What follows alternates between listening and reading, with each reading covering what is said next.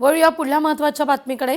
सांगलीमध्ये गरजूंकरता मोफत अन्नपूर्णा टिफिन सेवा सुरू आहे। संवेदना फाउंडेशन कडून हा उपक्रम सुरू झालाय।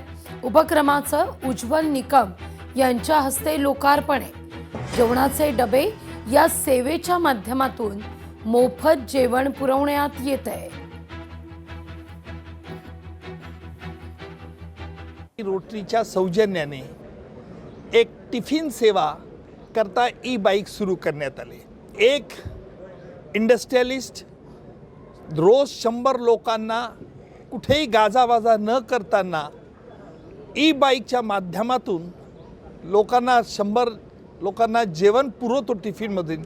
ही फार मोठी एक सुखद घटना अशी आहे आणि ही आयडिया येणारे रौनकभाई शहा व त्यांच्या मिसेस पूनमबाबी आणि रोटरीचे येथील पदाधिकारी यांच्या सौजन्याने आज ई बाईक येथे सुरू करण्यात आली।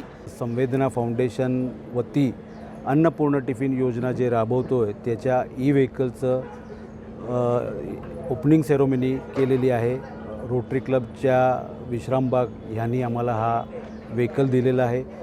संवेदना फाउंडेशन हे गरजू लोकांना जवळजवळ 100 लोकांच्या वर सांगली, मिरज, कुपवाड, माधवनगर घरपोच मोफत जेवण देते। जे उपवासी राहतात त्या लोकांना हे जेवण मोफत देण्यात येते।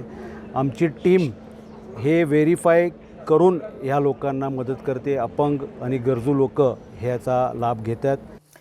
बातमी नांदेडची। नांदेडमध्ये 20व्या विद्रोही साहित्य संमेलनाच्या पहिल्या दिवशी विद्रोही विचारांचा जोरदार जागर पाहायला मिळतोय। पॅन्थर कवी नामदेव ढसाळ यांच्या कवितेवर आधारित भयंकराच्या दरवाजात कोण या संगीत नाटकाचं सादरीकरण सुद्धा या ठिकाणी पार पडलंय।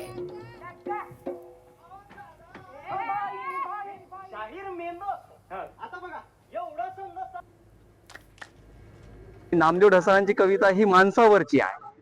नामदेव ढसाळांनी प्रत्येक व्यक्तीला महत्त्व दिलेलं आहे। प्रत्येकाला नामदेवनं आपल्या कवितेच्या माध्यमातून जगाच्या पुढं आणि केंद्रस्थानी आणलेलं आहे।